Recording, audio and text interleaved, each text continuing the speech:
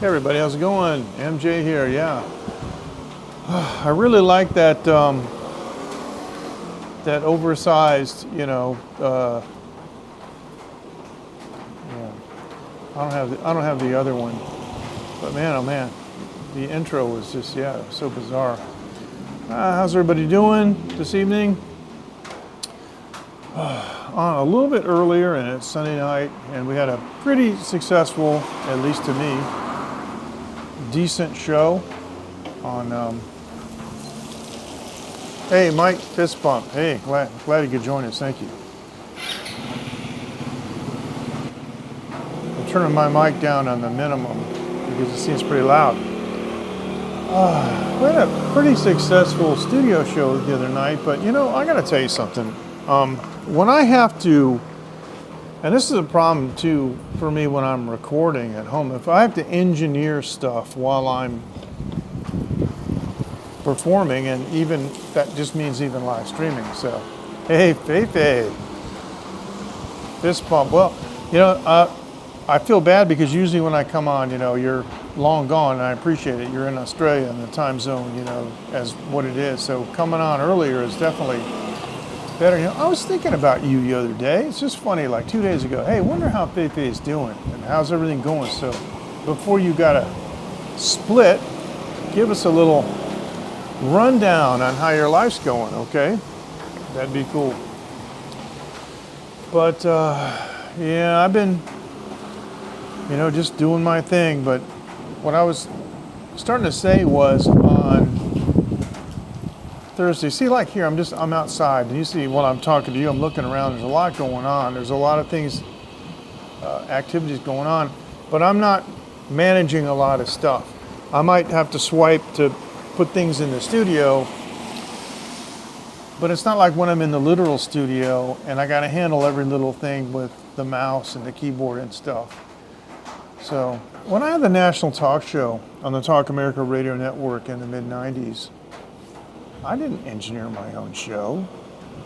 I sat in a studio with a mic, and I had my notebook computer, had my notes on it, I had magazine articles, and hey, fist bump. Yeah, I actually forgot all about that. They don't do that here, which is fine by me. I'm not a fan of Halloween. But anyway, so the thing is well, it's raining and stuff here. I'm glad it's sunny there. It's rainy here. It's been super, super windy. I haven't been able to actually. I flew my drone like one day in the last 3 weeks. So. Ooh, okay. That's cool. Got a few months off. Well, I hope it's voluntary, and I hope you can go back. I happen to know what you do for a living, and I've never told anyone else, but I hope you can go back. So,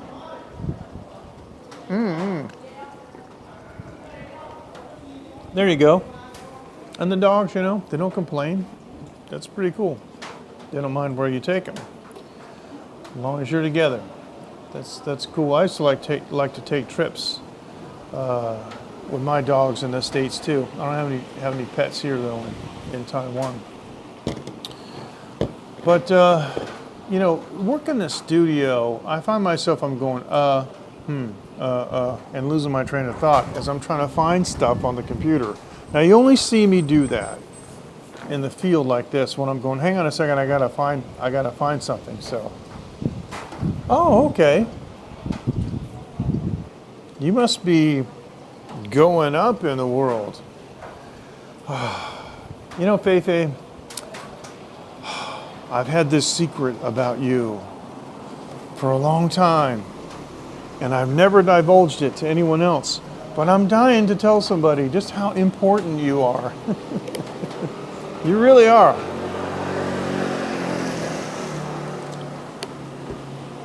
Hey, fist bump to you too. And Bella, hey, if I didn't give you a fist bump, I'm sorry. That's kind of a standard thing that we do here. And since the pandemic, especially in person, fist bumps I think are a lot better than full handshakes, because I'm always going like, Speaking of which, Do you guys, now that the most dangerous part of the pandemic is largely over, it seems like people are moving on. Do you guys still carry, alcohol with you, like spray alcohol? We call that jiuqing in Chinese. Because I think I showed this to you before. They have the cutest little thing here. Thanks, Ken. Called Mr. Shark. And Mr. Shark is actually a personality. There's a range of Mr. Shark products, and I don't know why, but I love these things. I see Mr. Shark, and it's literally in Chinese, sa yu, xinzhen, and Fei, you speak Chinese. When you hear that, sa yu, xinzhen, and it's hilarious. Mr. Shark, because sa yu literally means like killer fish. But here he is, he's like in a spacesuit, see? But it's got a little rubber thing that you can take off, so. But here's a button, and it doesn't hold a lot of alcohol, but I see. Well, thank you so much, Fei, and whether you like to admit it or not, okay, maybe I understand what you're saying. You don't want to think too much of yourself personally, but the job that you do is important. That's what I'm saying. You're part of a system that's important. And so, Dean, you didn't carry any hand washing liquid, but did you carry any of this? And I find myself using a lot, not just because of the pandemic. It's just because I'm in a lot of places where you might have other people's cooties all the time. Like if you're singing, karaoke, with people. And so, thanks. I assume you got to go. So, bye-bye, 谢谢，再见，晚安，谢谢. So, anyway, the thing is like with karaoke, and you're passing the microphone around. I mean, people, they're touching their device, they're touching their face, they're eating food, and they grab a mic and they give it to you. And when I'm done, I just want to spray my hands. And the thing I like about Mr. Shark is even though it doesn't hold that much, the spray is really efficient. So if I go like this, I better hold it the right way. Hold it like this, and you can kind of see like, that's all it takes. So, yeah. And that makes sense in a hospital. Yep, definitely. That definitely makes total sense. Yeah, and patients too. The problem is, though, there's a real attack, and I don't know why this is, on personal choices. Like if you want to walk down the street and wear a mask, whose business is that, right? So, yeah. Well, yeah, that's, of course, yeah, you want to wash your hands before eating, and I prefer, like if I'm somewhere, I prefer to use soap and water in the restroom than using alcohol, but I use alcohol as a last resort. But, people sometimes ask you questions like, why are you wearing a mask? And the correct answer is none of your damn business, why do you care, And some idiot on Facebook, of course that shouldn't surprise you. I have a picture of me on Facebook where I'm wearing a mask. And the reason is because I was giving a Hukou tour. And we have a mask mandate. Philip, Matthew Phillips, good to see you, bro. I always see your family name, so I want to call you Philip. Matthew, good to see you. Fist bump. How's everything? We have mask mandates, and so I wear a mask. And some guy tried to cut me down, Yeah, I think so too, yeah. He tried to berate me, oh, that picture of you with your mask on, oh, that tells us everything we need to know about you. Doesn't tell you anything. Except I like pink. Got a problem with that? Here's the thing. That statement told me a lot more about him. It tells me he politicizes things and he meddles and interferes with other people's personal viewpoints and personal choices. Why would you do that? It's a personal choice. Some people will come up to you and say, I don't like that shirt. We have a saying in Chinese, and it's Meoringwini. And it roughly translates into nobody asked you. So, yeah. Anyway. There's kind of a mistaken thing going on. And I don't know, it comes a lot from Western countries, not so much from Eastern countries, that I guess people expect that other people actually care what they think, or they're interested in what they think, you know? So if you want to take the wind out of somebody's arguments, just tell them, oh, no, I really don't care. There's a guy that in the States, I haven't heard from him for a long time, which is good. He decided that I was his enemy for some reason, and he would always tell me stuff like, well, I don't believe you, and I think you're lying, and I just would go, well, okay, I don't care. And he didn't know how to respond to that because he was expecting me to get upset and defend myself and try to prove what I say and all this stuff. And if somebody doesn't believe me, I really don't care. You know, and I see all these videos on YouTube of people engaging with Karens. Why are you engaging with these people? When I was in the States, I started in, well, I'm going to call the police. I'm like, I don't care what you do. And, you know, I would go about my business and just let them hurl whatever accusations they wanted against me. And in some cases, I would facilitate them, you know. I'm going to call the police.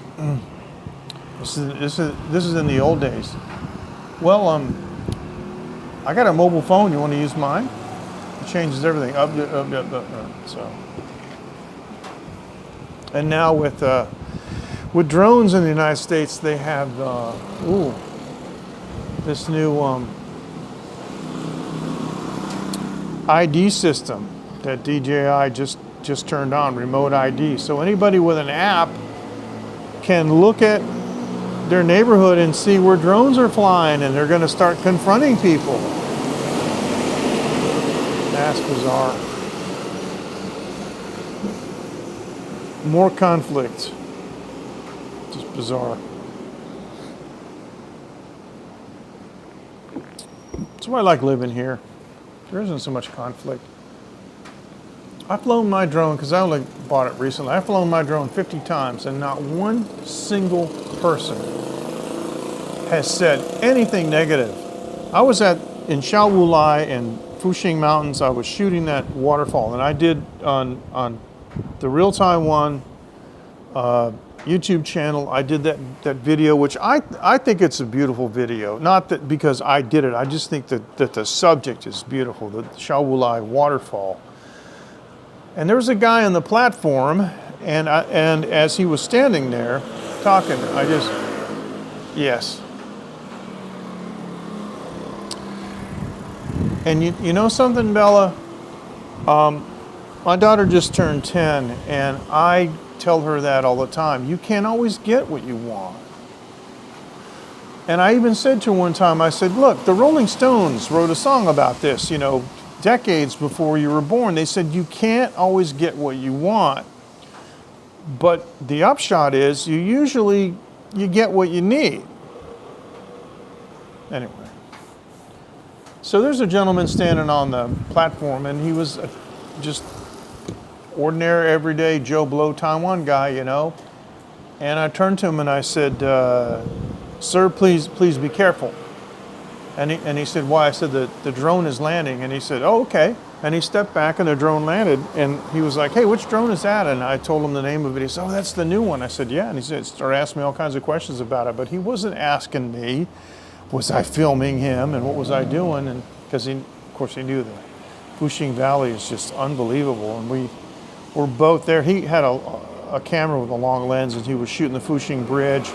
And then on the other side, he was shooting the waterfall. But I've never had anybody question me, you know, on my, absolutely. You know, there is a lot of wisdom in those old songs. But I fly around my neighborhood and nobody ever says anything. You guys know who Brad Upton is? Brad Upton is a comedian. I think he's great. He's an older comedian. He always comes on and he says, hey, I'm the guy that I look like I did your taxes, you know.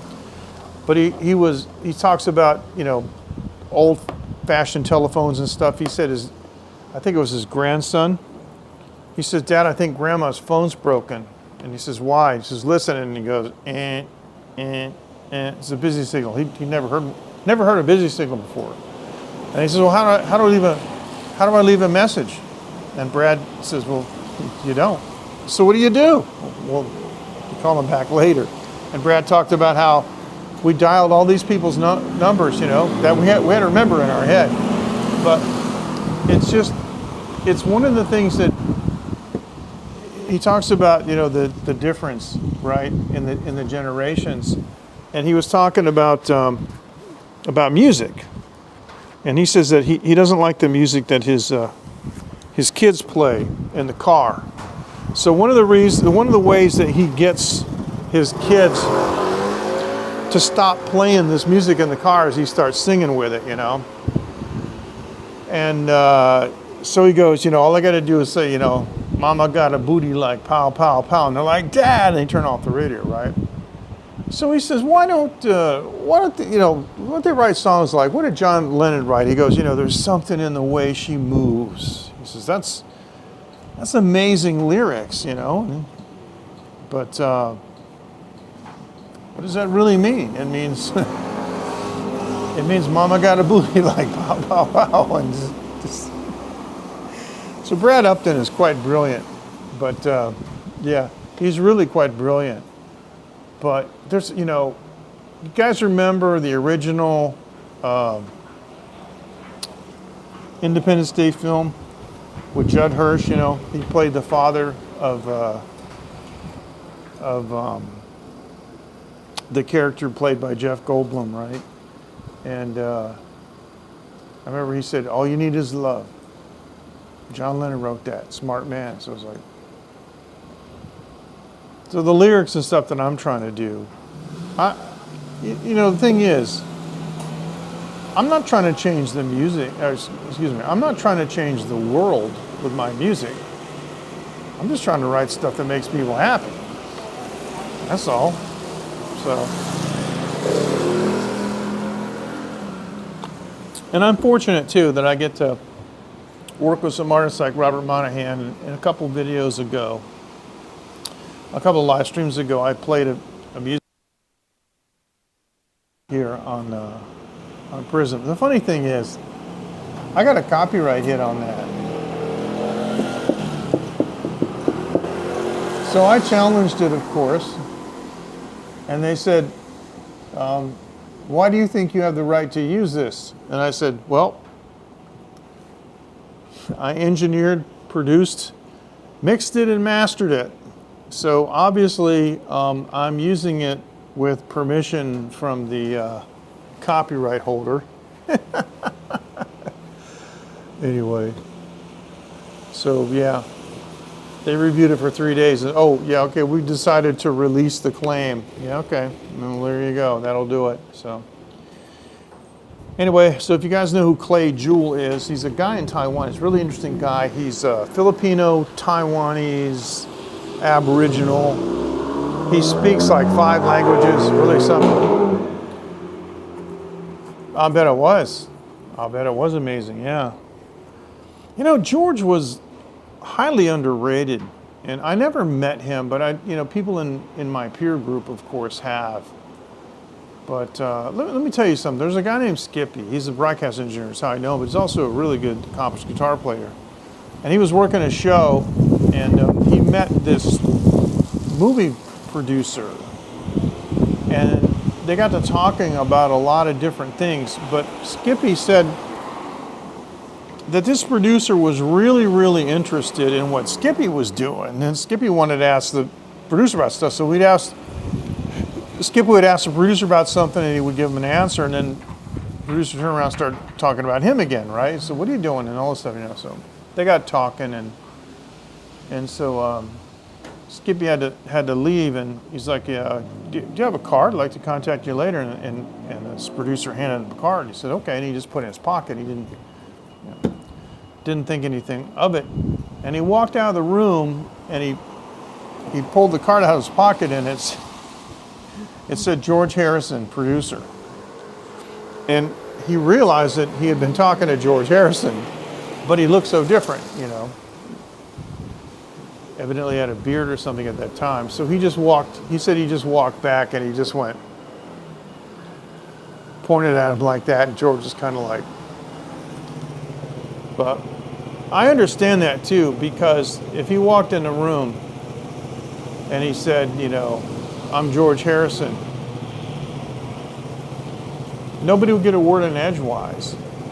He wouldn't be able to find anything about anybody else. He wouldn't be able to ask any questions. So that certain kind of anonymity is really important. But then there's other guys like, you guys remember Abby Hoffman? Remember that guy? He wrote a book called Steal This Book, all about how to get over in society and get free stuff and rip off stuff. Well, he has a brother named Jack Hoffman. And I met Jack once, not really impressed. But the reason I knew he was Jack Hoffman was because he had a satin jacket that said Jack Hoffman written on the back. And it's kind of like, if you have to have a jacket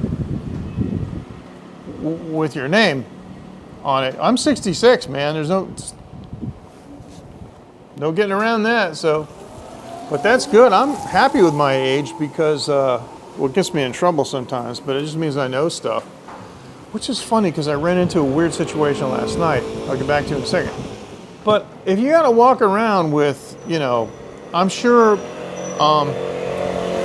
Brian May doesn't walk around with a jacket that says Brian May on the back. You know, if you kind of have to, it's one thing to meet somebody in person who might not know who you are and introduce yourself, but to wear a satin jacket with your name emblazoned on it, it's like, ooh, okay.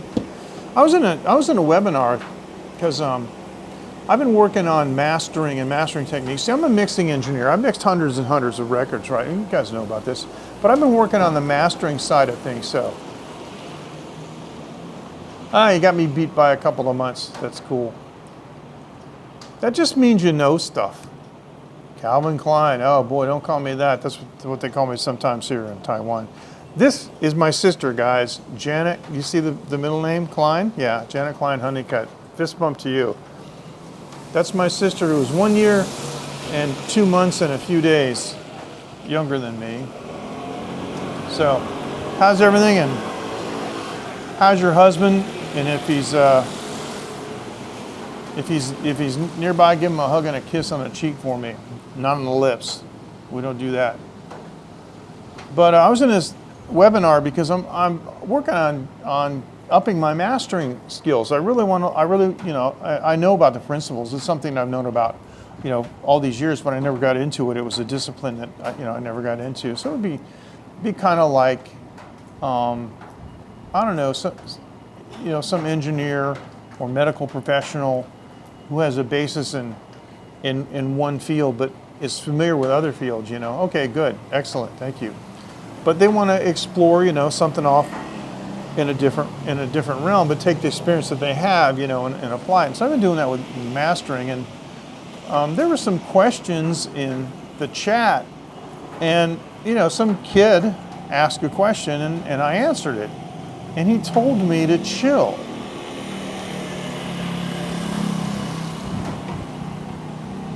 I think he got mad because I said trust your ears. So I blocked him. And that way you can't see what I'm going to say about you next. And I'm a Sigma male, so I don't care what you say about me because you don't matter. So what happened was the owner of the webinar read my comment and commented on the use of clipping technology, and he repeated what I said. Trust your ears. Yes, is what he said. Yes, trust your ears. And so I thanked him for not telling me to chill. But people are like that. It's just bizarre, young people especially. And I love it. See, here's one of the things, right? You guys know me. my hair is, I'm balding, it's gray. Look at my face. I'm an old guy. I'm overweight. I'm not, tremendously obese, but I'm not the nicest looking. Nobody's going to point to me and go, wow, John Thorndike, or you know what I'm saying? Nobody's going to confuse me with Jason Stratham. But I can walk in, my back hurts, I got my back brace on, but if there's a guitar in that room, I can own that room. And that's one thing I like about being my age, because you're like, hey, Sonny, can you help me? My back hurts. Would you mind walking over there and getting that guitar for me? Okay, thanks. And it's like, ding, ding, ding, ding, ding, ding, ding, ding, and they're going, oh, crap. And suddenly it's like, dun, dun, dun, dun. You guys heard me play, so you know I can play. But I enjoy that because I got 50 years experience behind me doing that. So you know what I'm saying? And you know that you can't, you can't judge people's talents by their looks. You know that, right? Guys, remember Susan Boyle, remember, from American Idol? And Paul Potts, there's another one, okay? So they get up there and you see Simon and others are going like, oh crap. What's this guy gonna sound like? And he comes out, and their mouth drops open because they had these preconceived notions. I work hard not to have those preconceived notions, but it's hard, isn't it? But living outside the United States and living in Asia has kept me in a different state of mind and a different perception. But we definitely have our stereotypes here. And we definitely have, well, I don't know how to say this without sounding bad, but there are some distinct types of people here, and they generally live up to their stereotypes. Ugh.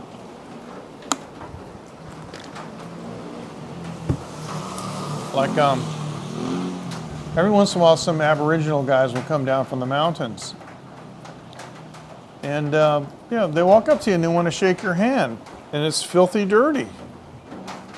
Worked in the soil on the farm. They didn't wash up, And just stuff like that. And there's another one that we call red mouth. And we call it red mouth in English. The foreigners call these people red mouths, and the Taiwanese call them red mouths, and Chinese too. And that's because they chew binglang. And so usually they'll have like a rim around their mouth, binglang. Now, the guy T, remember him, the guy from Vietnam, my old friend, he moved back to the States for medical care, but he had like a stroke. It was, he lost the feeling inside his face. You guys remember T? He had the karaoke down there, and I featured his place on Periscope many, many times way back in the day, right? But when T left the restaurant, he closed it. The guy that came in after him was a chef, a Taiwan chef. And, T used to say, oh, you're going to enjoy this restaurant. He cooks so good. This cook's so good. And I heard a lot of amazing things about this chef. But every time I saw him, he had a red ring around his mouth. Around the outside of his lips, it looked like lipstick. It looks like blood is what it looks like. From binglang. Binglang is betel nut. That's what they call it. They call it binglang in Indonesia too, and a lot of other places. So it's betel nut, okay, which is not legal in the United States and many other countries, but it's legal in places like Taiwan. There's 3 betel nut places on this block. I've shown them to you before. The guy who owns that GTR, the Nissan GTR that comes in the neighborhood I used to show you guys on Periscope and on YouTube. He owns a binglang stand. That's why he can afford a GTR, because he owns a chain of them, dozens of them. There's binglang places back here, right? So,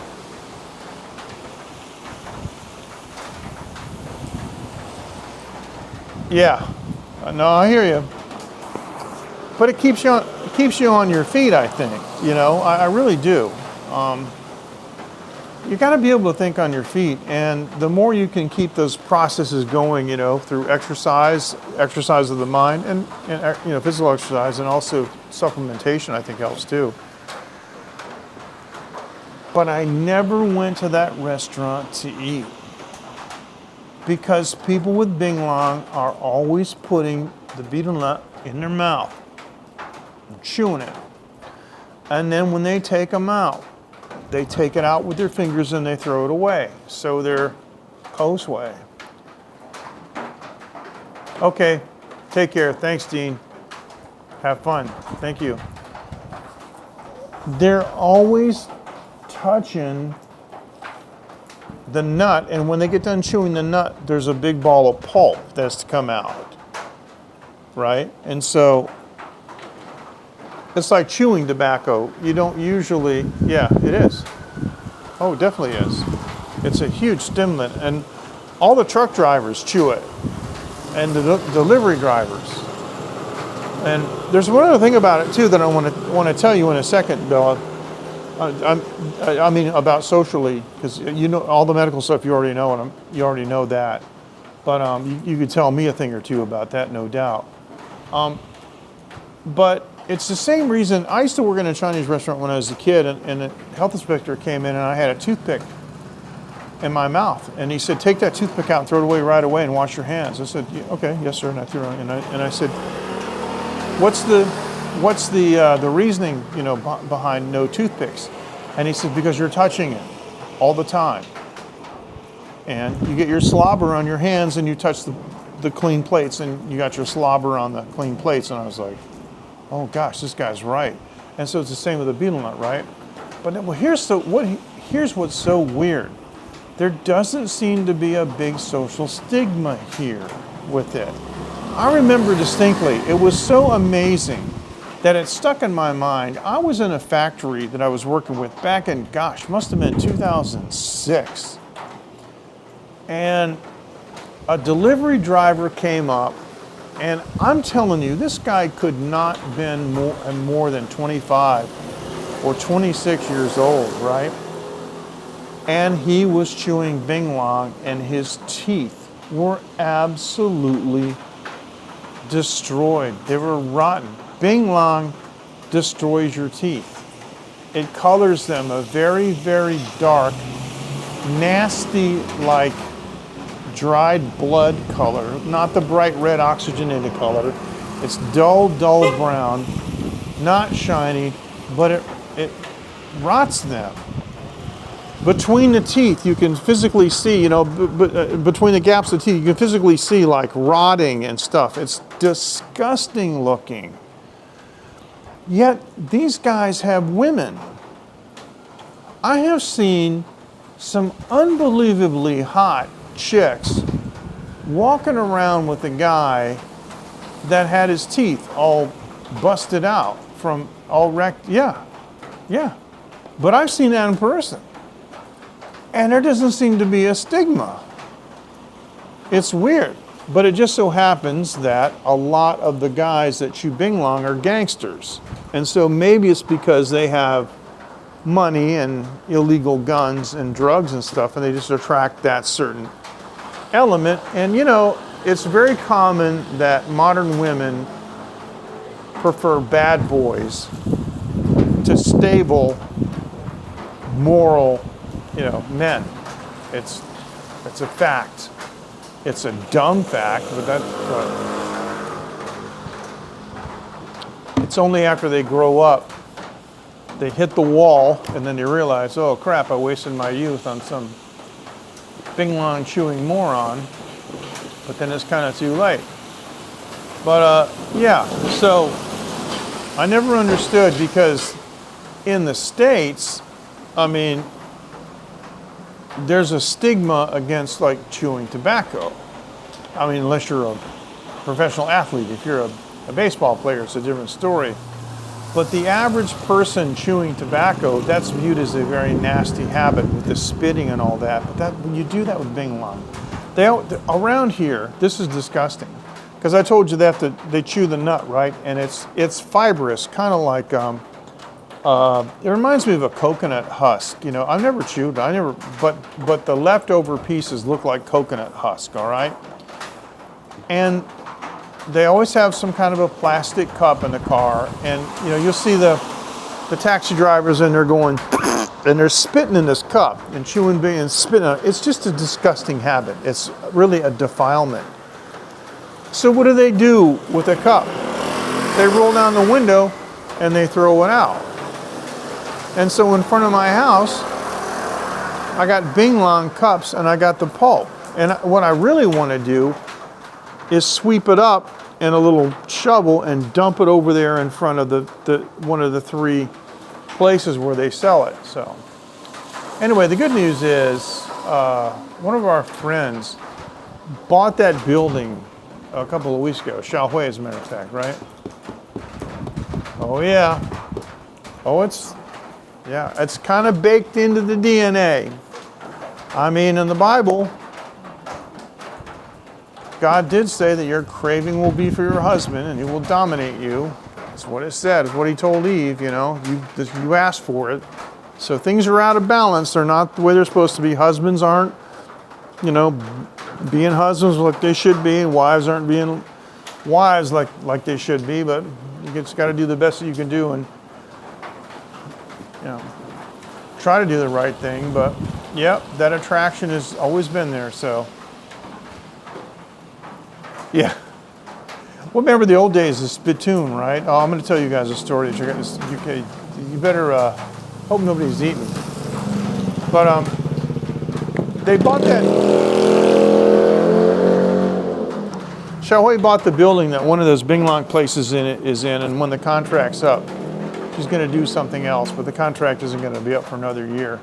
Hard hat divers are a whole group of alpha males. Some of the tough, wow, almost an accident.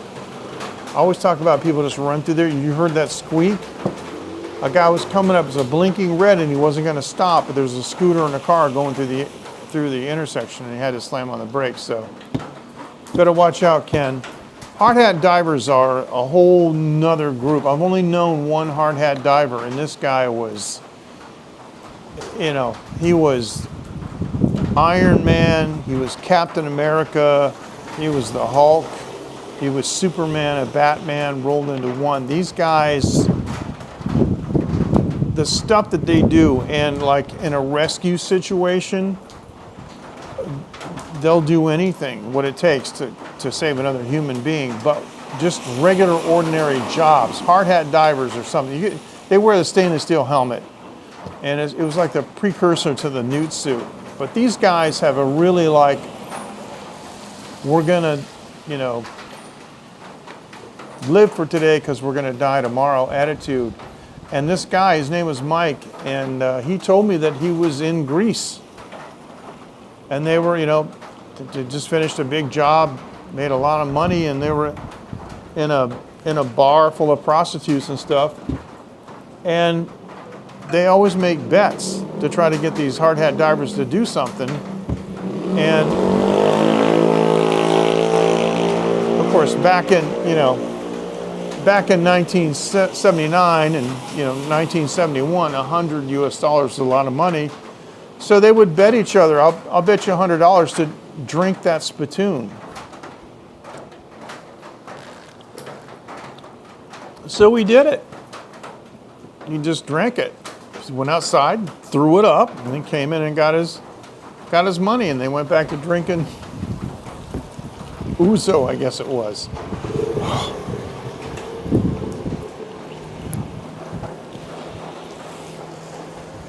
Man, I think I just threw up in my mouth. Just thinking about that. I never heard of anything like that. So the next time somebody you know is, must have been, yeah. Must have been. And the thing about it is, they don't empty them every day.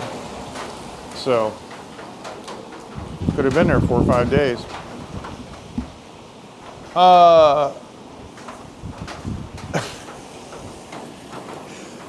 Next time you got a friend of yours that thinks he's a tough guy, and he brags, "Yeah, I'll do anything for a bet." Yeah. So I got a spittoon over here. What do you say? Want to guzzle that thing for me?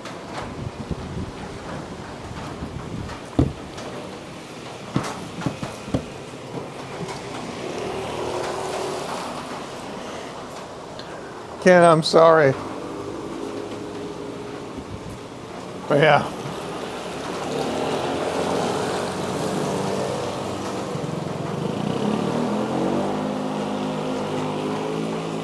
I'm going to have to turn, wait a minute, I got to go back and I want to see the comment on that toast. So Matthew says, okay, I've heard of people also doing a shot, I forget what it's called, but basically you take the bar towel.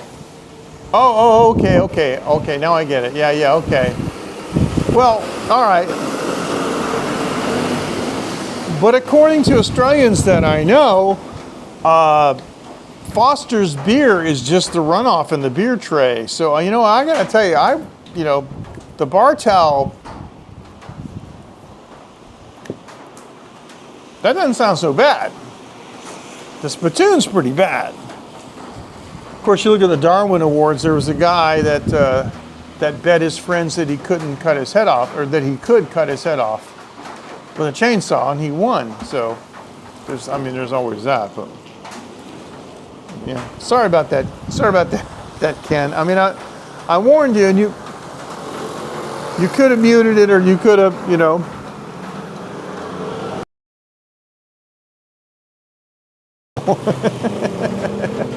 for a few seconds, but anyway.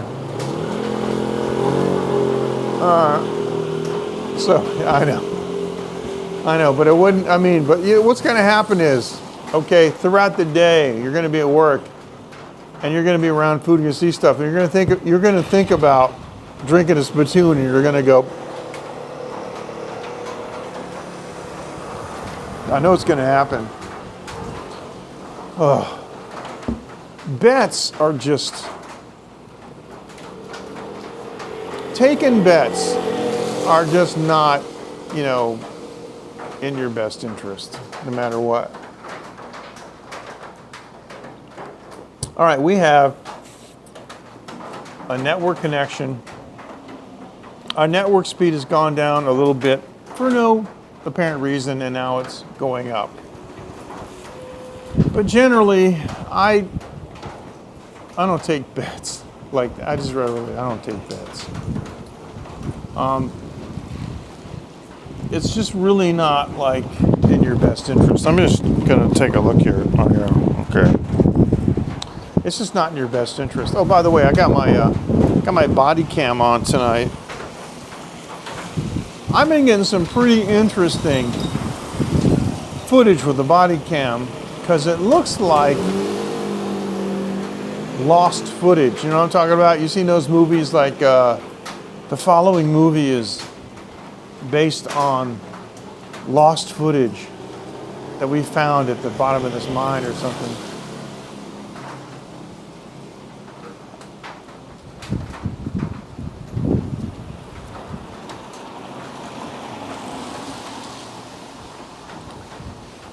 But Bella, why do people not think that's wasteful?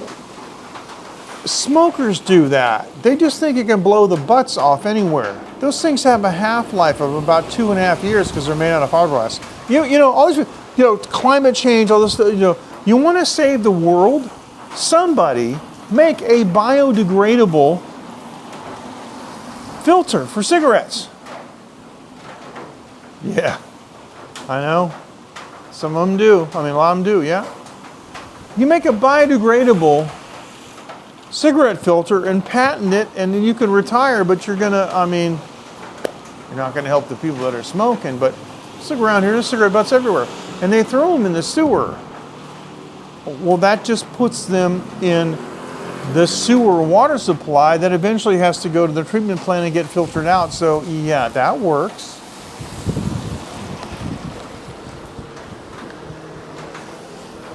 Everybody smokes though in Asia. At the beginning of the pandemic, I asked a couple of guys, you know, they're sharing cigarettes around and they got their mask on, they pull the mask down to smoke, and I said, guys kind of concerned, you know, about the pandemic? Yeah. And I said, you do understand no sound? Okay.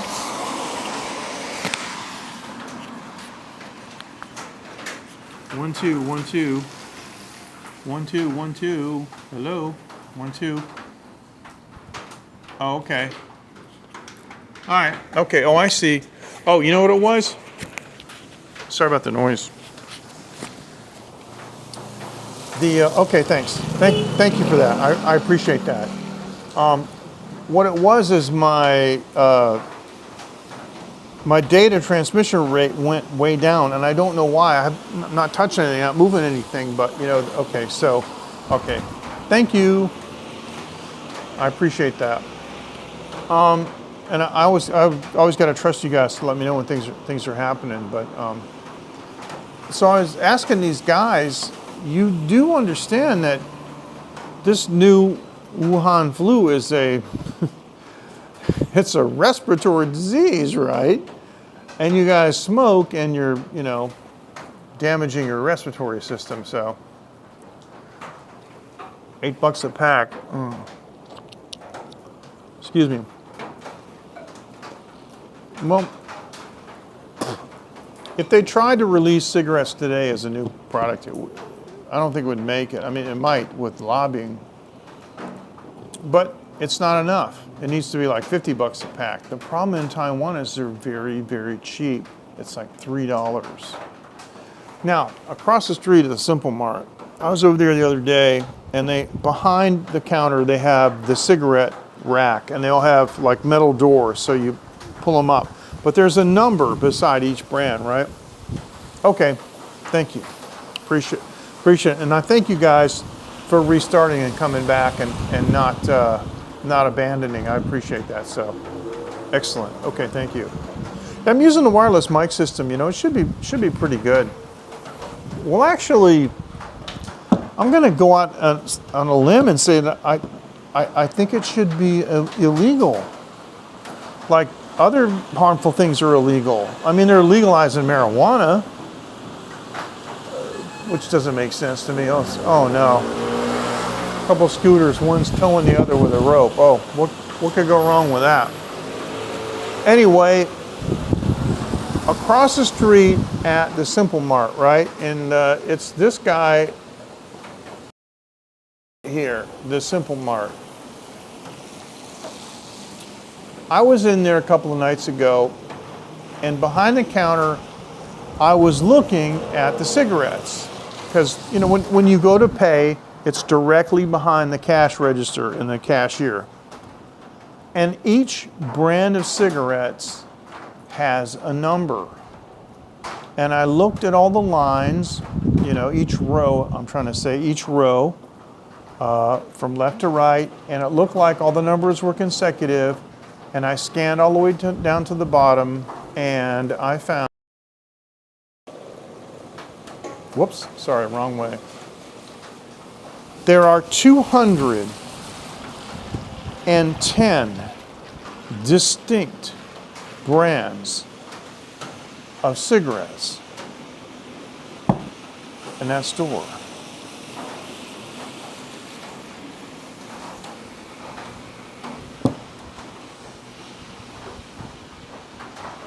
So,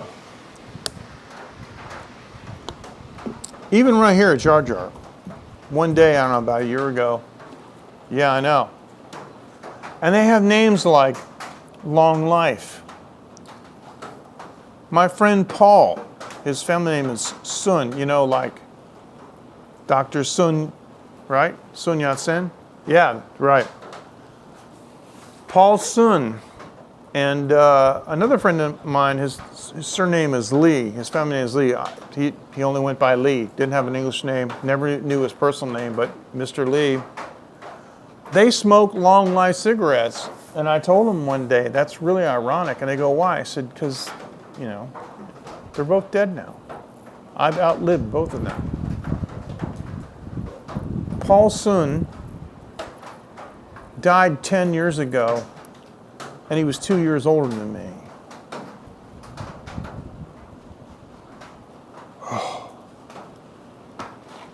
Long life cigarettes. So there's a guy in here at the jar door store. And what I love is with the 210 packs, right? They go, give me this one. And the guy turned and I go, no, to the left. Oh, down to the right, down to the right. They're picking the brands. I told the guy, I said, they'll all kill you the same, you know. And the boss lady who was getting the cigarette, she busted out. She's just trying to make money. She's trying to serve the guy and give him what he wants, but she's going like, as she's grabbing the cigarettes, I go, they'll all kill you just the same, right? So, that's true. It's true. But it's bad for the families. Hey, it's okay with me. My biggest customer in America makes mortuary products. And the first week we started doing business, he said to me, the death industry never dies. I'd never thought about that before.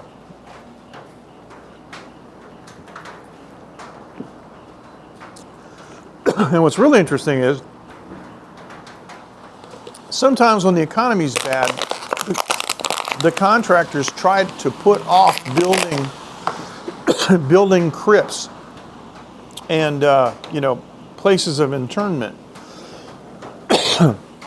And he always tells me, look, basically the same number of people die every year. So what'll happen is, whatever they don't build this year, they got to build next year. So don't worry, we're going to make it back up. Might be a lean year this year, but it'll be double next year. And so far, everything he said has been true.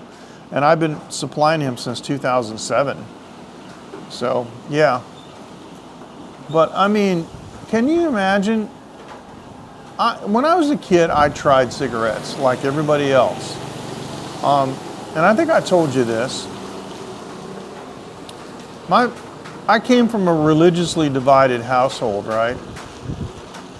Whoa. Wow. I bet a lot of people don't get them until it's too late, because they figure they can get it and they ain't going to have to live long enough to pay for it. But yeah, they probably put it off to the last minute. But that's probably subsidized anyway, though. But yeah. I lived in a religiously divided household, you know, so we didn't have a clear, my parents were nominally Christians. My father was Protestant, my mother was Catholic. So it's not like, you know, my situation now where I've chosen a belief system. But like with, you know, in our family, smoking it's off limits. There's no way that I would permit my daughter to smoke, and I've taught her about that. And I've taught her God's viewpoint of defilement of the body, and so she hates cigarettes. Actually, it's really funny because she used to see people, and when she was a little kid, I'm talking about 3 years old, she'd see a man smoking, and she would say that she would like to talk to him and try to help him so he wouldn't smoke. It's just amazing, right? It's an amazing little kid. But anyway, my father had an interesting approach. He would let me try stuff. Hey, Ken, fist bump. I hope I know you got to go, but all right, you got to hear the story. If you don't hear it now, hear it in the replay, okay? But my father would occasionally let me try stuff that might have, let's say, some unpleasant side effects or not such a good outcome, so I would learn the lesson. Because I remember, like, in school, a lot of the kids that I went to school with were smoking in secret. And they would try to get the smoke off their clothes. It's almost impossible. And they think their parents are dumb. I don't know what it is, but kids think, you know, their parents don't have sex, they don't smoke, or they don't know anything about anything, right? And so, so what happened was,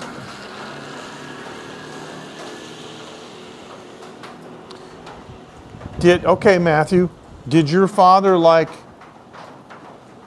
catch you drinking and make you drink beer, or did he allow you to drink it and just decide that you didn't like it because of the flavor? Because what happened with me when my dad was, I was 12 years old and I was living in a neighborhood. Now, of course, today that guy would have got arrested, but a man in my neighborhood gave me a cigar.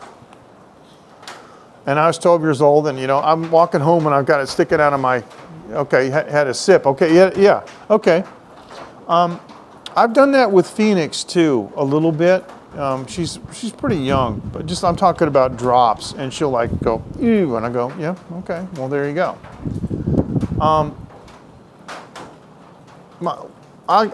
When I was 3 months before I was gonna, yeah, exactly. 3 months before I actually turned 18, which was where we lived, was the age where I could drink beer. My father invited me to sit down and have a beer with him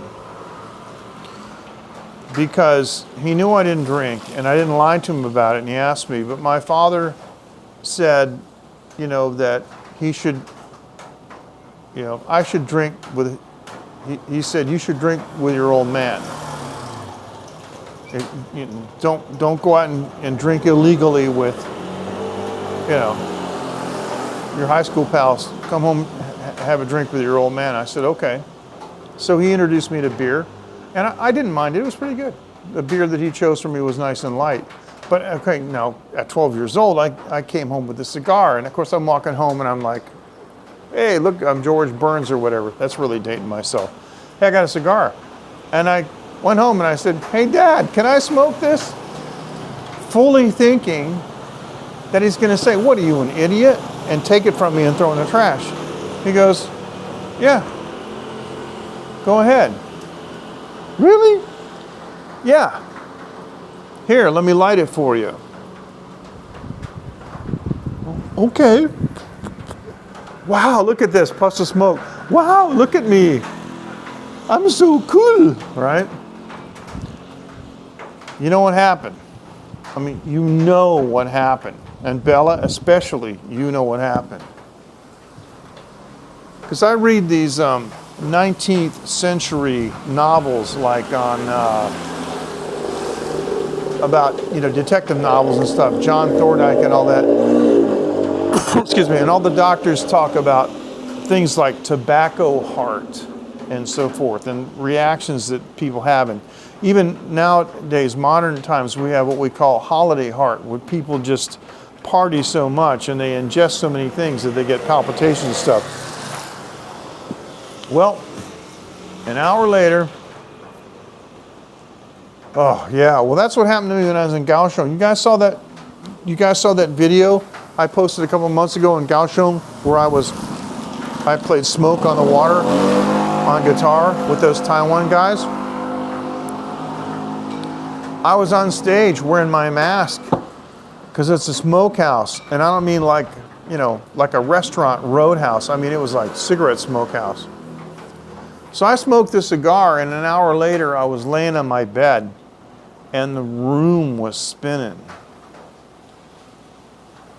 My dad's, how you feeling, son? Oh, Dad, I feel so terrible. I feel like I'm going to throw up. What do you feel like? Oh, the room's spinning. And he says, all right, well, I'm just going to turn out the light, pull the covers up, and you just got to get through it. Nothing's going to happen. I said, okay. And I got to tell you, I didn't smoke a cigar again until I was well over 21. It was amazing. So, yeah. I would never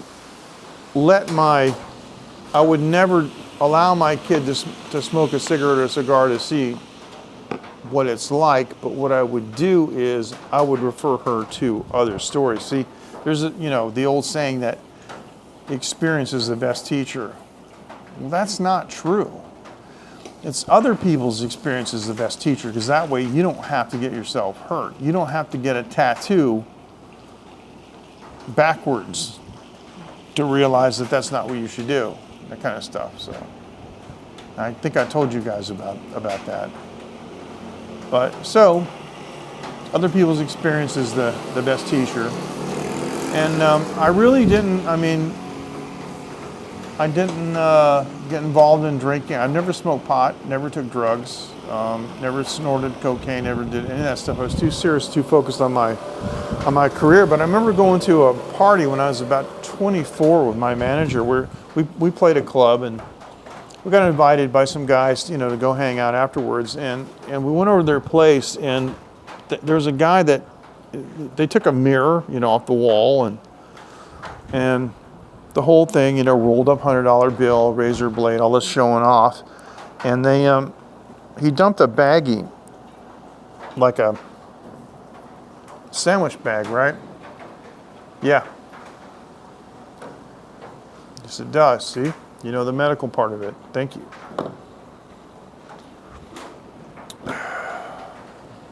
It does other bad stuff too. The other problem too is it interferes with things like sleep. It interferes with your appetite. So it has nutritional impact, over time and stuff. It's bad all the way around. So this guy takes like a sandwich baggie and dumps this, and this is 1978, I think, 77, 78, I think. And he's like, doing lines with a razor blade, and I said, how much is all that worth? And he says about $4,000.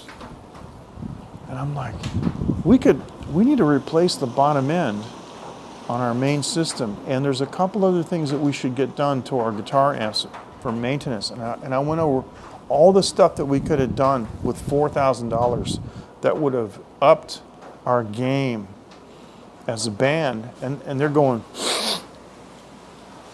for what? I don't know. It feels good for a couple minutes. It's like crazy.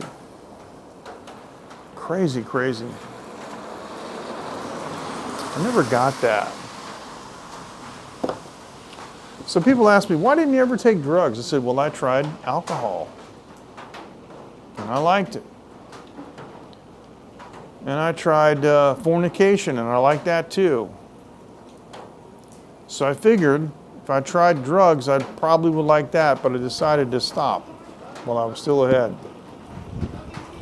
And that's absolutely true. Man, oh man. And you look at Kensington,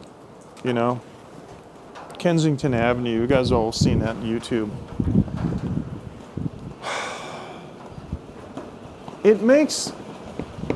I have mixed feelings about them. Because, nobody holds a gun to your head and says, if you don't shoot up, I'm going to shoot you in the head.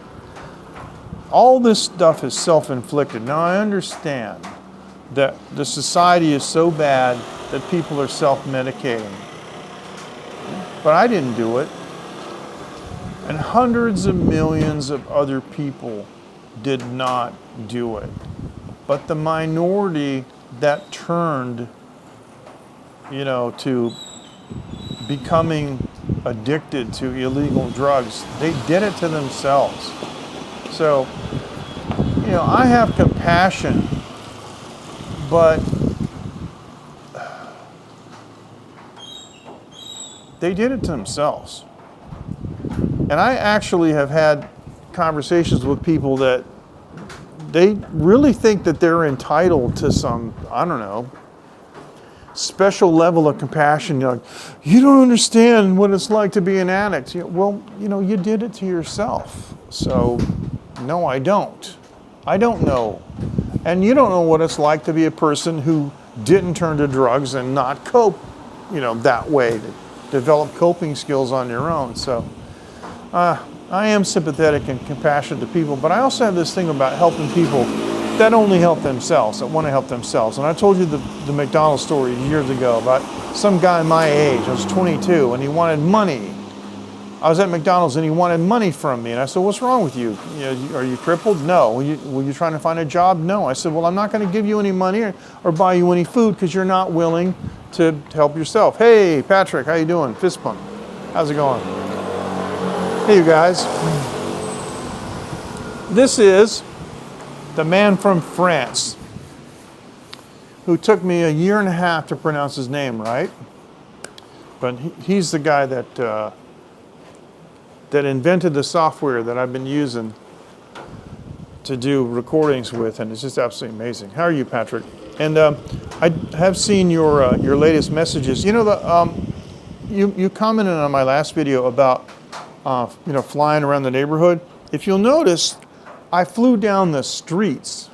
You know what I mean? I was in the middle of the streets, and I would cut sort of the corners, but it's technically illegal to fly over private property.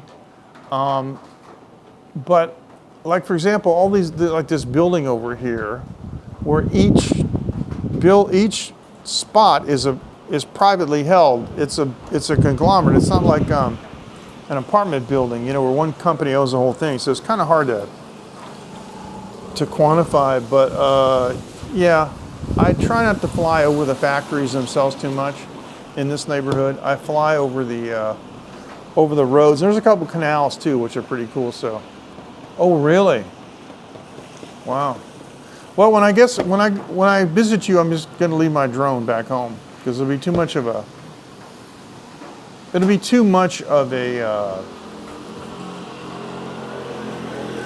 temptation. And I'm guessing in France, if I say in English, sorry, I can't understand French, they'll just switch to English. In Taiwan, if I get in trouble for something, I'm just like, I'm sorry, I can't speak Chinese, and they're like, oh okay, go. Because they can't speak English. That's not going to work in France. I think what about 95, 98% of the population can probably speak English too, so that won't work, I have to, and I could switch to Russian and they probably would know that too, so, but that's hilarious. Yeah. That works, and I got to tell you a story though, because there used to be an Indian guy living down the street here named Shaman, and Shaman was notorious for driving his car to a bar in Hsinchu City, and he would get pretty cocked, okay, and he would drive home, and it would be somewhere between 3 a.m. and 4 a.m., and they always have a roadblock. Now here in Taiwan, there's a lot of controversy about that in the States. Here in Taiwan, according to the Taiwan Constitution, it's legal for police to do police checks and stop for sobriety checks. It's legal here, so it's not controversial here. Nobody likes it, but it's not controversial. So every Friday night at the same spot, there'd be the cops, and he'd roll down the window and they shine the light in and they're asking questions. Now, here's the thing about Taiwan cops. The cops who can speak English, they're in the office. They got the promotion. They're in the administration. The people on the side of the road generally don't speak English. I have never talked, actually, the whole time I've been in Taiwan, I've only actually talked in English with one police officer who came to my house about something. But every other police officer that's come to my house, every conversation we have is in Chinese. Even when I go to the police station, I have to talk in Chinese. They don't speak English.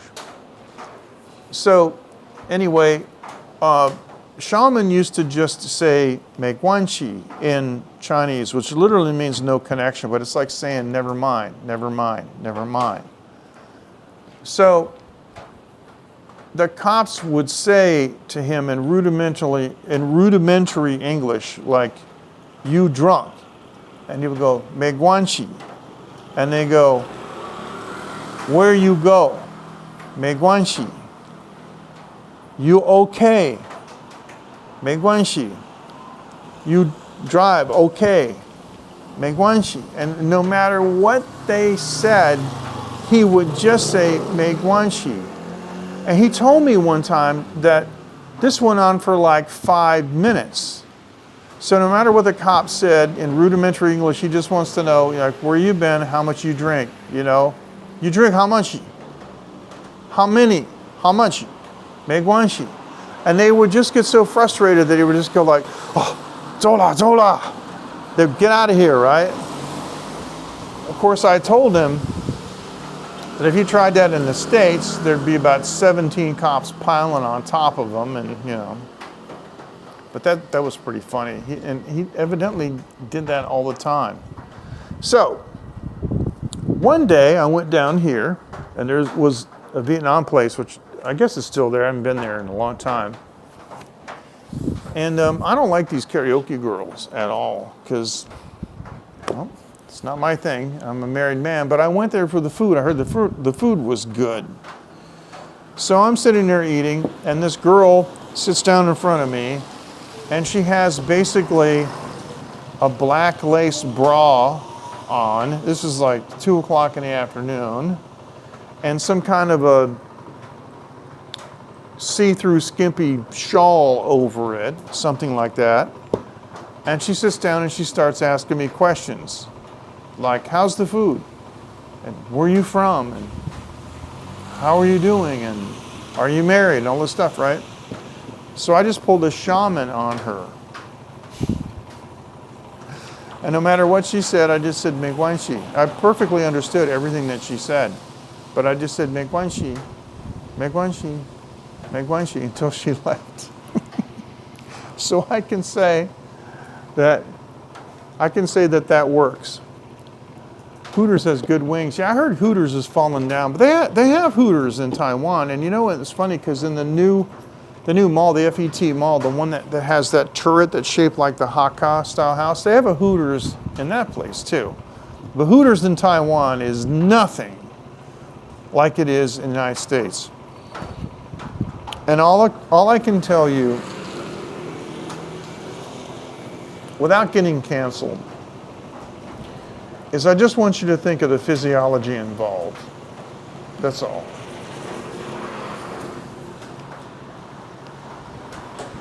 But I used to talk about this in Massachusetts, you know, because Massachusetts has a very distinct accent. And they don't like to say ours. Really? Why is that? Just nobody likes it, or? Anyway. Well, I guess if you've got a clothing optional beach, that's probably where you'd want to go. You can bring chicken wings to the beach and see whatever you want.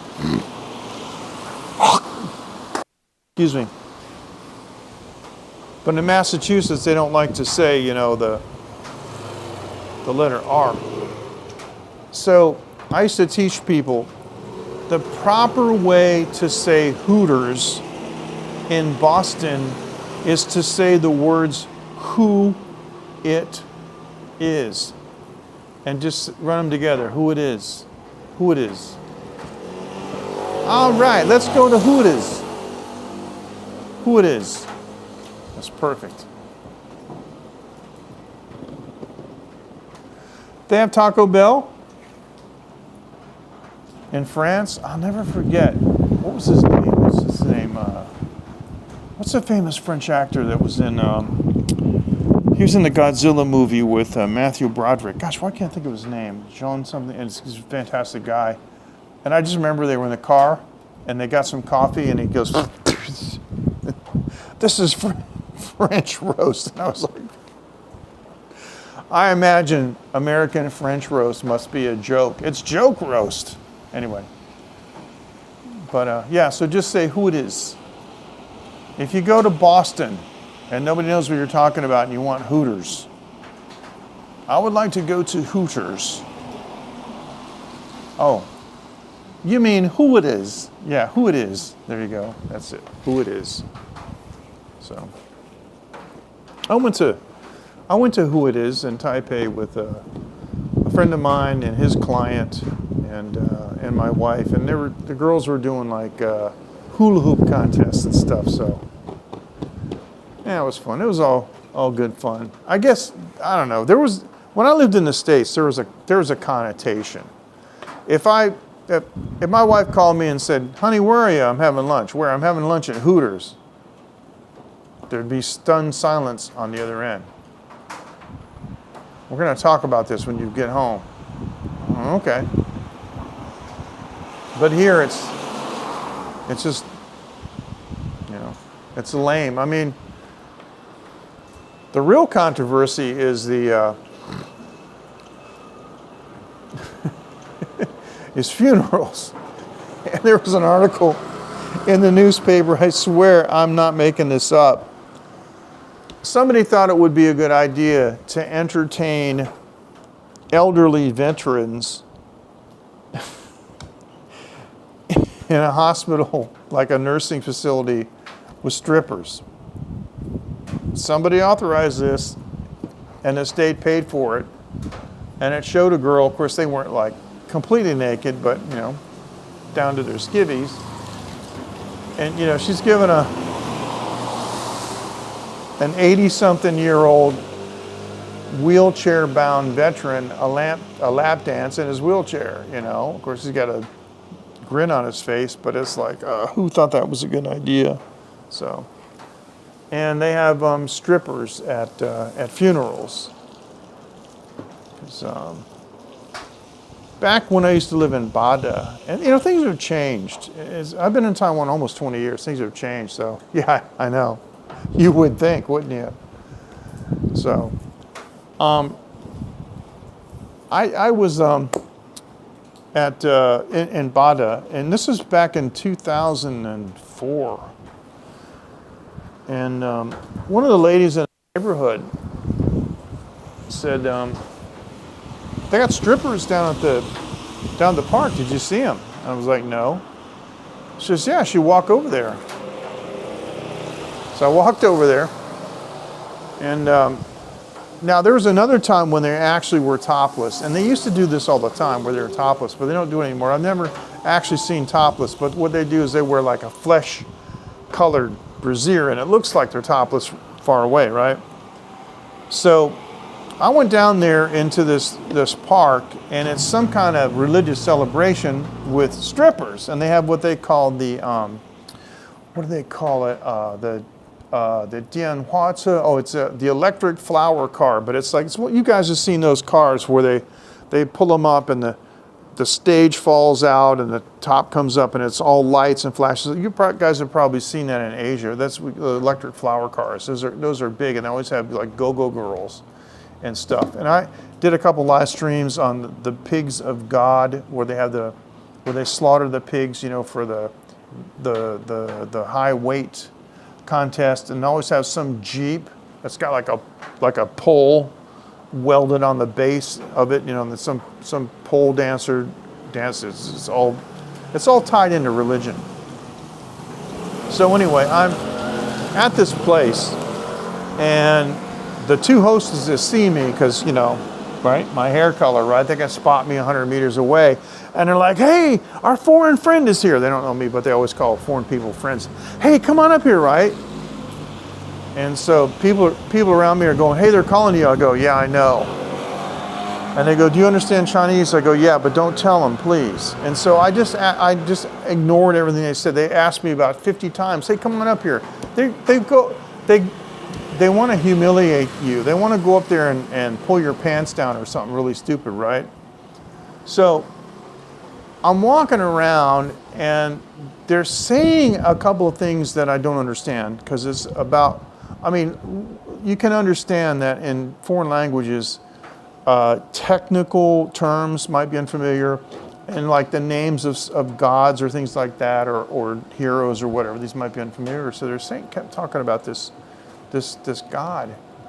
And so I asked somebody, you know, what are they talking about? You know, I mean, they got the strippers here, and they're doing like, you know, kind of lewd dancing, and they have men come up there and they're trying to do kind of like sexual jokes. And I said, what's the God? And they said, "Oh, it's the family God."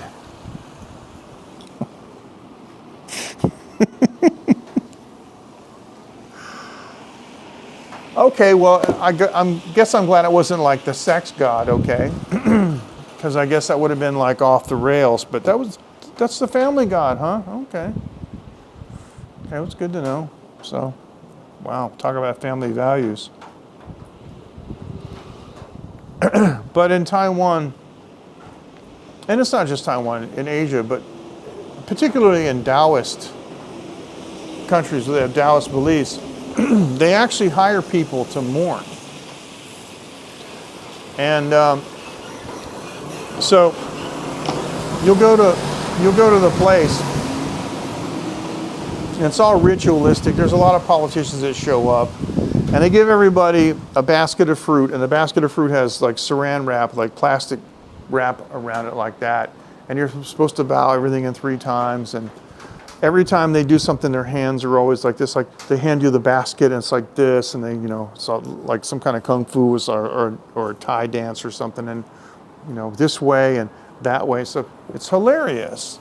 It's all ritualistic. It has no value at all, no value add. But you can hire people to sit in the front row, and they're really talented. They can turn on the faucet, and they sit there with basically a towel, and they will just cry and wail. And every time a new person comes up to bow down and give the sacrifice, again, all over, it's amazing. So, hey, if you're good at that kind of stuff, or maybe if you're an actor and you're practicing, your method acting, and you want some practical experience and get paid for it, you could be a professional mourner. What do you think? Actually, I think sure would be a lot more fun than being an English teacher, if you ask me. And no degree necessary, but I don't know how well they would do if you were a foreigner, but that'd be pretty interesting. I wonder if you could see, sometimes they view foreigners as adding value to things. I have been invited to social events for which I had no connection. And a friend of mine had a school, that he was trying to get Taiwan people, to enroll their kids in, and he invited me to come down that day. And it took me 30 seconds to realize that I was nothing more than a validation. Of course, I didn't look like a teacher. It's back, I had a full beard and long hair. I had my bush jacket on. But, I was there, and the teachers walk in and they see a foreigner. It's like crazy. And everybody knows this story because I saw this on a TV show, that there are, in China especially, this is hilarious, there are foreigners, and mostly they're kind of older, so they look like they might be experts in some kind of field. And they're paid to show up at events and just talk and represent people. And this one guy, they introduced him as Dr. So-and-so. And he's not a doctor at all. And he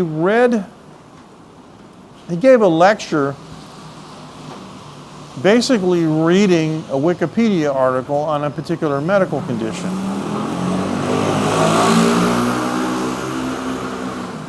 So they followed, a camera followed him, and he went back to his hotel room. He took his tie off. He's laying on the bed. The guy's laying in bed. The guy's drinking whiskey.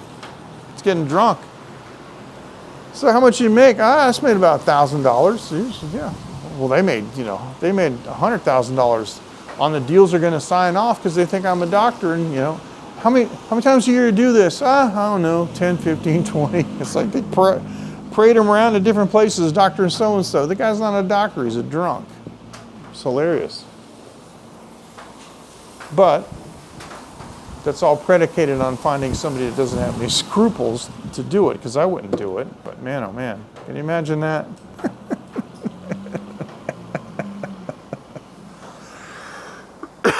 So let me ask you a question. With my face, what kind of a character could I play if I, were to, so some convention, it's held at the Waldorf Astoria or something, for a bunch of investors, And I walk in, and ladies and gentlemen, it's MJ Klein. He's an expert in, what would it be? Would I be a doctor? Would I be like a mechanical engineer, electrical engineer, a theoretical physicist? Or, yeah, I wish.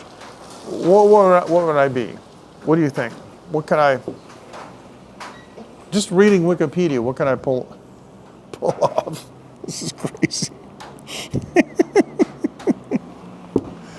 I don't know, what do you think? I think if you read Wikipedia, you can pull off anything. But, so, anyway. Now here's now.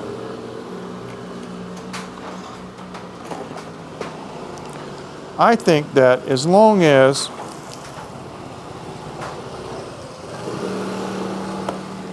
that's right. I think as long as you got these on, you can pull anything off.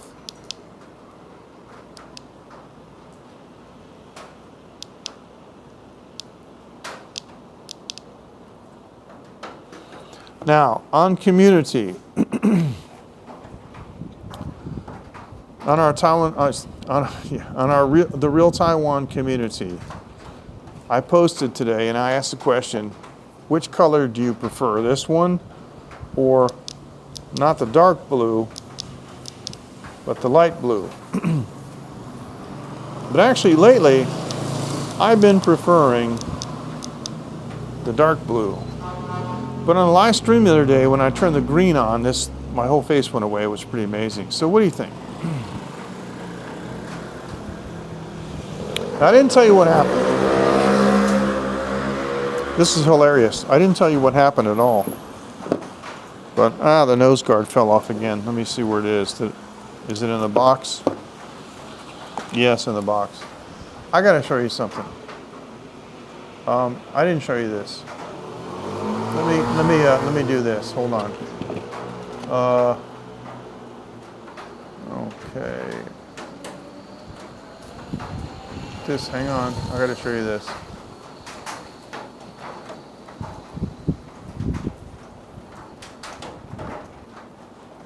All right. I'm gonna add 2 pictures. Now, this is the guy who's the boss at the Thai place that I go to. And you'll notice he's got one of these glasses on. This is the other one that I bought. Now the one that I have has the honeycomb. You just saw that. It has like, the honeycomb pattern, right? I bought 2 of them because I want to see if the other one looks like. I really prefer the honeycomb. I think the honeycomb one looks best. So I didn't really want this second one. Yeah, live stream guru, I don't know about that, but thanks. I didn't really like these so much. So I brought him down to this place yesterday, and he said that he wanted them. So he said how much. Now I'm going to talk in terms of Taiwan dollars. Now this is he, and this is I. He's wearing his, and I'm wearing mine. And I always like the honeycomb better, but this is at a Thai place, and we're singing karaoke and eating food.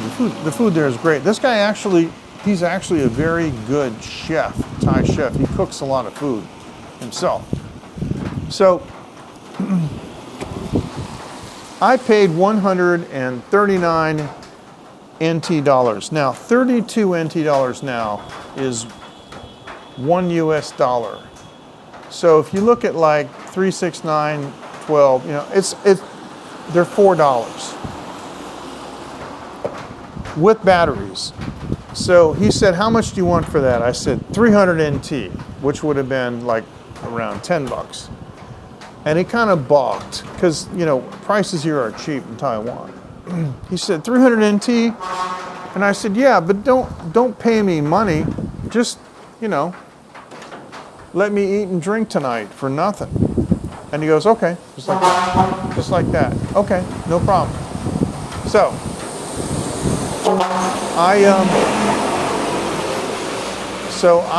one of the dishes that I got was this guy right here. This is an amazing dish. That's the Thai Hukou. I got another dish too, which I didn't photograph.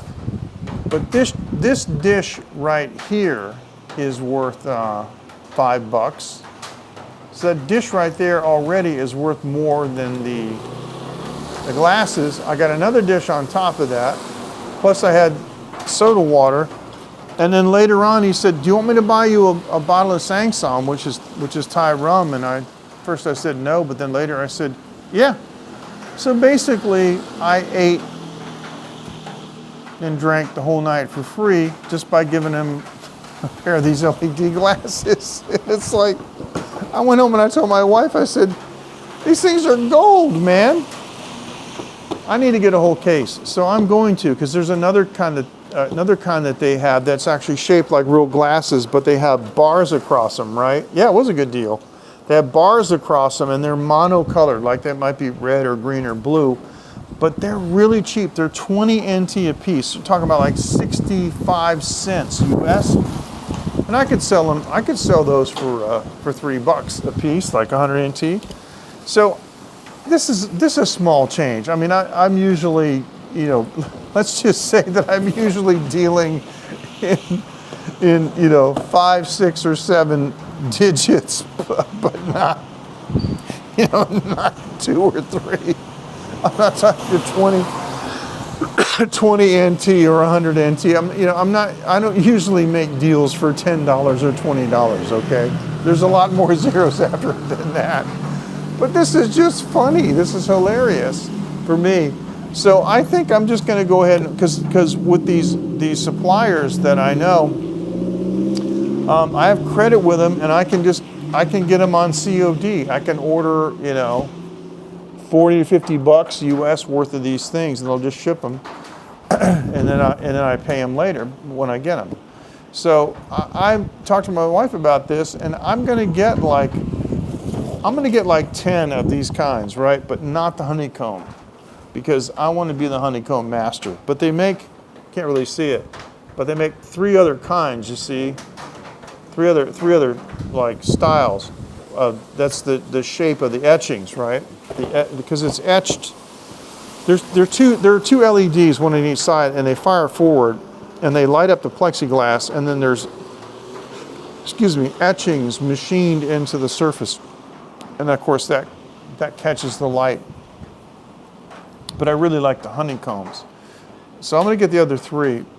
I'm probably going to get, I don't know, 10, 15 of them, and I'll get like maybe 20 of the other little glasses. And I'm just going to put them in a box and go down there at that Thai place, because about 11 o'clock at night on Saturday night, and like maybe even right now, it's getting a little bit late, but yeah, there would be people there now. But late at night on Saturday night especially, there might be, I don't know, 25 people in there. I'm guessing probably 2 out of 3 people would buy one of these things. I think it's just hilarious. Anyway, so.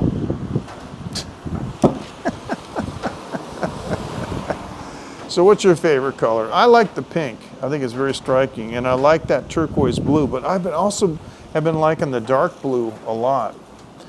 And what I really should do is I should go to the place that does my glasses work, and I should ask them if they can put like real prescription lenses inside this piece of crap, you know. Just I have my old lenses.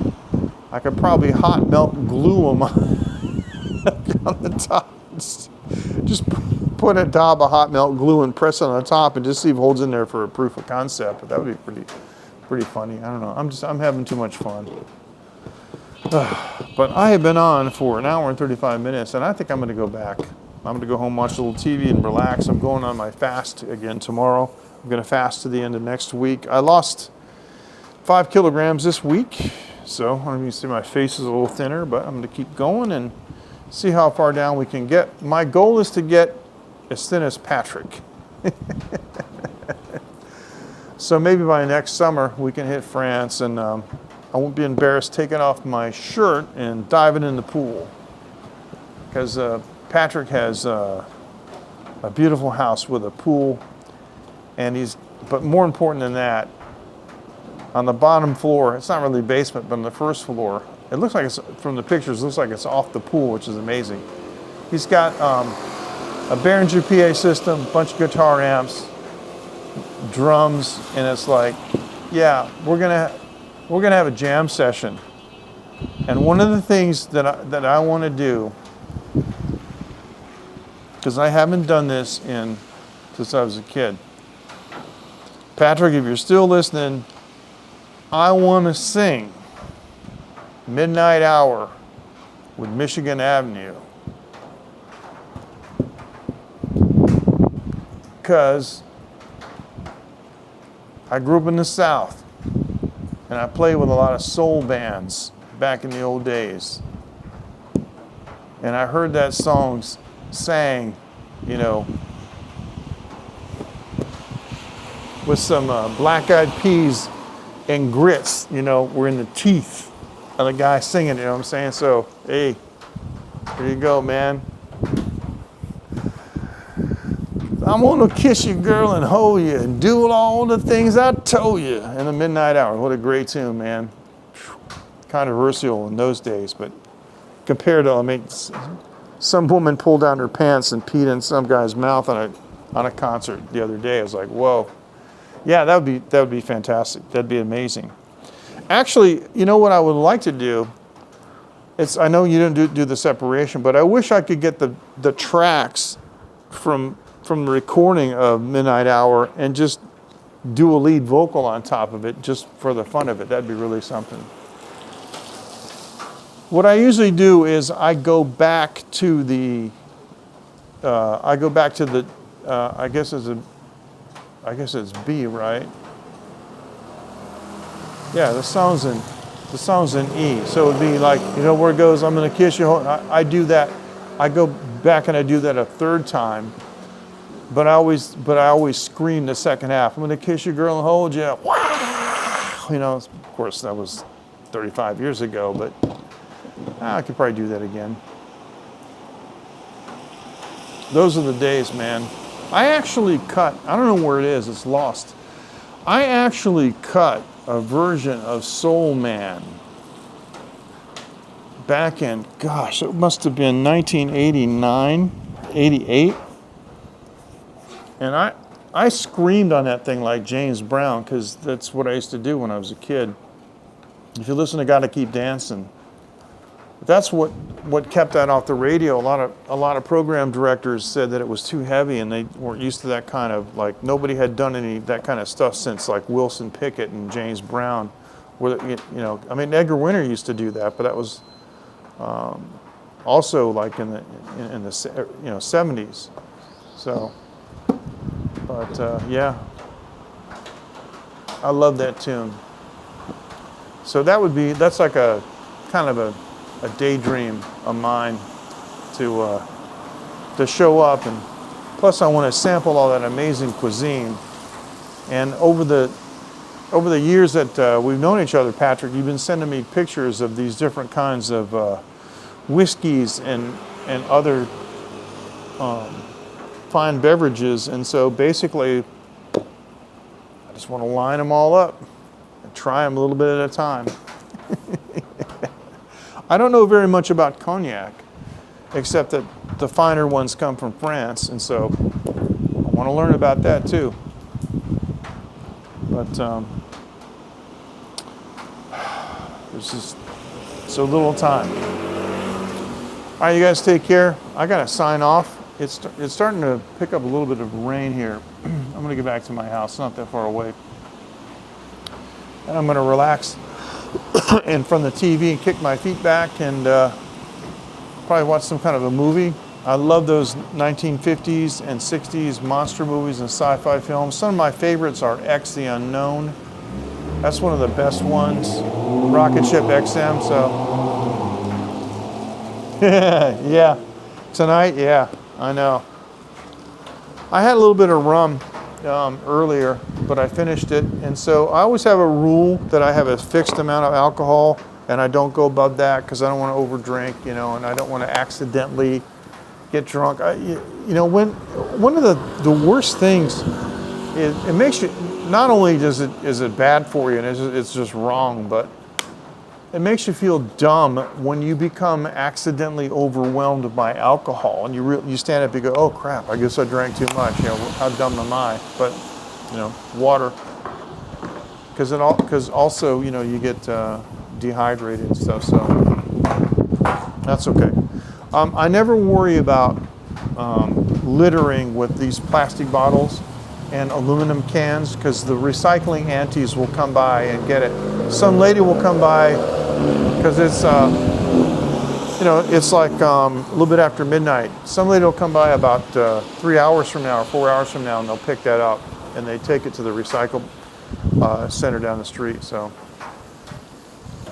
yeah, exactly, and you do, yeah. And there's two ways you feel like crap. You feel like crap physically, and you feel like crap because you did something stupid, and to me, it's just, they're both bad. But all right, yeah, I better get out of here. You guys take care. Thanks so much for joining, and we'll see you next time on the Real Taiwan. Thank you so much, and Matthew, Patrick, and Mike, and everybody who joined. And yeah, exactly. So thank you so much. Good to see you, Patrick. Don't get a chance to see you too much when I'm live streaming on YouTube or Facebook, but yeah. You guys take care, and we'll see you later. And just like the old days, the big finger. Take care. Bye-bye. Yeah. Yeah.